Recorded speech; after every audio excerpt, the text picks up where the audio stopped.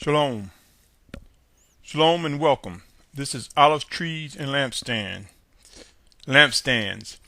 It is a continuing series to those who are among an awakening nation of believers, awakening from slumber, coming out from the deception of pagan influence, those who are awakening and discovering the true name of the Almighty Father Yahuwah, and that it is Yahusha that is our Messiah, his true name, those who are coming away from the pagan names, those who will fulfill end-time prophecy, those who seek to do the will of the Almighty Father. This message is to you, of whom I consider my brothers and sisters, those who will represent the 12 tribes, the true 12 tribes of Yahusha, commonly known as Israel, that have been hidden for many, many years, but are awakening. Those who will be among the assemblies, the golden lampstands, representing the golden lampstands, also can be described as the multitude mentioned in Revelation chapter 7. These series of messages are addressed to you, my brothers and sisters. And if you're tuning in for the first time, my name is Symmanayah. And in this segment, we will look at the assembly at Smyrna, as mentioned in Revelation 2nd chapter, verses 8 through 11. My brothers, I have presented highlights of characteristics of the 12 tribes of Yahusha that will be represented in these end times, which includes Yehuda, Reuben, Gad, Asher, Naphtali, Manasseh, Shimon, Lewi, Issachar, Zebulun, Joseph, and Benjamin, as mentioned in the 7th chapter of Revelation, in that sequence. Then we have begun into the segment dealing with the assemblies, the 7 assemblies, the 7 golden lampstands mentioned in Revelation's 1st chapter through the 3rd chapter. In this segment, we will address the assembly at Smyrna. Let me begin with reading the following. Revelations 1:20 reads, "The secret of the 7 stars which you saw in my right hand, and the 7 golden lampstands. The 7 stars are the messengers of the 7 assemblies, and the 7 lampstands which you saw are 7 assemblies." Many people believe this is just specifically talking about a time in the past. Many people fail to realize the characteristics of each of these assemblies exist to this day. And these instructions are presented to us to be mindful of such in our refining process as we prepare for our final exodus, as we prepare to go to a safe place and be unified and await the return of our Messiah, Yahusha. Reading Revelation 2nd chapter, verses 8 through 11. "And the messenger of the assembly in Smyrna write, This says the first and last who became dead and came to life. I know your works and pressure and poverty, yet you are rich, and the blasphemy of those who say that they are Yehudim and are not, but are a congregation of Satan." Some translations say synagogue of Satan. Verse 10, "Do not be afraid of what you are about to suffer. See, the devil is about to throw some of you into prison in order to try you, and you shall have pressure 10 days. Be trustworthy until death, and I shall give you the crown of life. He who has an ear, let him hear what the Spirit says to the assemblies. He who overcomes shall by no means be harmed by the second death." My brothers and sisters, it appears the assembly of Smyrna faced much pressure and poverty, but were yet rich according to the passage I just read. We also see in this reading acknowledgement that the Most High know those who say that they are Yehudim but are not, and he informs of us such, and he describes them as from the congregation or synagogue of Satan. My brothers and sisters, I submit to you the characteristics of the assembly of Smyrna is reflective of what some challenges we will face during these end times. The assembly at Smyrna is told not to be afraid of what they were about to suffer, and the example was stated, as it mentioned, being thrown into prison, being tried and tested. Also, the assembly of Smyrna is instructed to be trustworthy unto death, and they shall receive a crown. My brothers and sisters, I present. Are we not currently facing pressures and poverty among many brothers and sisters right now? Have we not taken for granted the richness we have by the favors and mercy we receive each day? Is not there a challenge among us as we see those who perpetrate and portray our identity in the midst of lies and deception? Those who claim to be Yehudim and are not? Do not governments promote those who masquerade as Yehudim in our midst? Have we not witnessed persecution on all fronts because of our identity? Is there not the need to be trustworthy during end times? My brothers, my sisters, my family, the characteristics of Smyrna is among us. It's among our assemblies today. Let us be mindful of the challenges that come with such characteristics. Let us take heed to the words and be advised of how we should manage such behaviors and characteristics as led by the Spirit of our Messiah. I realize by going through pressure and poverty while witnessing others trying to continually promote atrocities and portray and steal your identity, our identity, I realize that this is very disheartening. But my brothers and sisters, it would be wise to take a close look at the characteristics of Smyrna, the challenges that they face, and for us to rise up and stop taking for granted the richness we have in Yahusha our Messiah. The Most High Yahuwah knows all, He sees all, and will honor the covenant He made regarding our restoration and safety. End times are about to get very intense as we are refined. The current pressure and poverty we are facing will be minor compared to what is over the horizon, what is soon to come. For a drought like never before witnessed, fresh water shortages, famine, severe food shortages, pestilence and disease like never before witnessed are on the incline. They are gradually rising and they will get intense.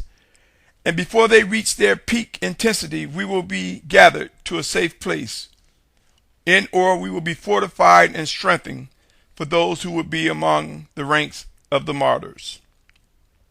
You who will be among the ranks of those gathered for the final days and for the final exodus will be refined and perfected to endure until the end.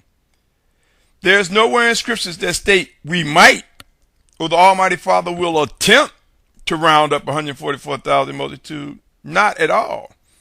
The scriptures inform us that this will unequivocally come to be without any doubt. Give these words much attention, my brothers and sisters. It will be wise to come to the reality that there will be orders and commands flowing from the Spirit of Yahusha with no one, no man, nor woman, nor child, nor beast. Nothing will be able to stop what is emerging ahead. In my experience throughout these many years, I have learned and continue to hold on to the need to be able to adjust my perspective from time to time in order to press forward and not be overtaken by the wicked ones or unbelief. During these final days, these final steps, we will face many occasions where it will be wise to adjust and adapt, alter our perceptions, and move forward. I invite you to walk to a window of any building, or maybe a doorway, whether it's to your apartment, house, mobile home, or the entryway to a tent, or even if you're in the car. Look out the window or the entryway and walk and turn your head left to right, up and down, and make a mental note of what you see. Now take 3 steps or more to the right or left, or if you're sitting in your car, scoot over to the next seat and look around again, making note of what you're able to see. If you followed these instructions and paid close attention to details, you should have discovered something new or realized that you missed something from the first time you looked around.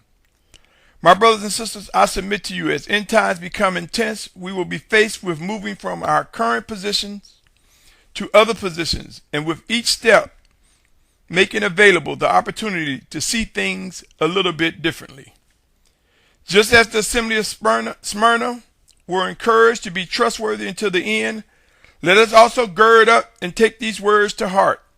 It would be wise to begin discussing how to face fear and pray to discover how to manage the emotions we are about to face For forced transitions, forced movement will come in the wake of end-time conditions.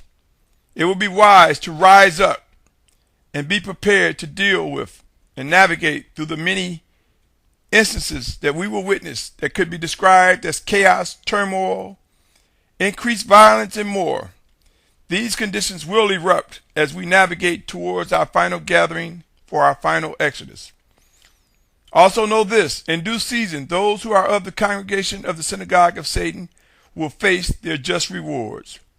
We who are of the true tribes of Yasharal, we who are of the tribe of Yasharal, consisting of Abari or Hebrew and Goyim, Gentiles who are grafted together as one under the banner of Yasharal, we will be restored. We will be made whole according to all that is promised.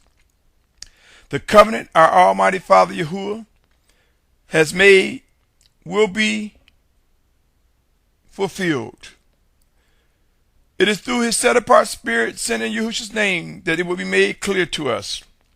The 144,000 representing the true tribes of Yasharal will emerge, and we will also witness brothers and sisters, yes, brothers and sisters who are Gentiles or Goyim or from other nations, who are grafted into the body of one and made one by Yahusha our Messiah, all under the banner of Yasharal. Yes, from many nations, kindreds, and tongues, we will witness brothers who are indeed made whole with us.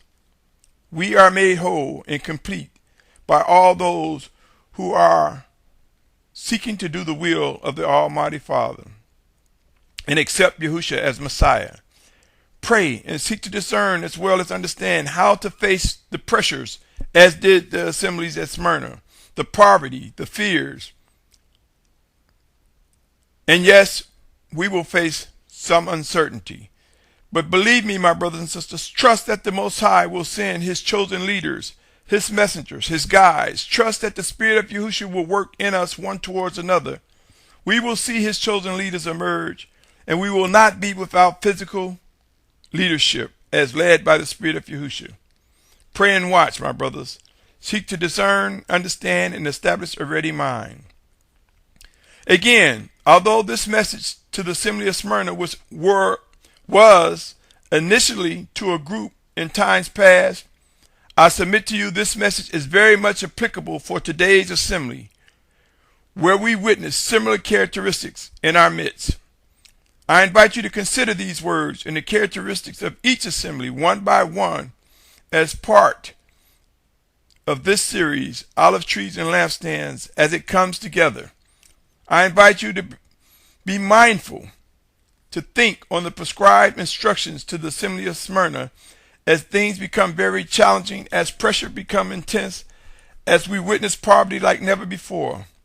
Let us be mindful of the importance of being trustworthy until the end. Let us be mindful that our final exodus will come to be. Do not be afraid, and press forward with the utmost intent to be trustworthy until the end.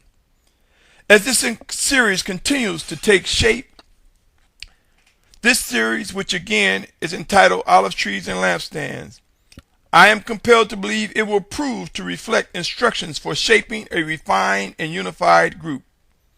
We have visited the highlights of the 12 tribes of Yasharal, their characteristics, as they will be applicable in our coming together in unity.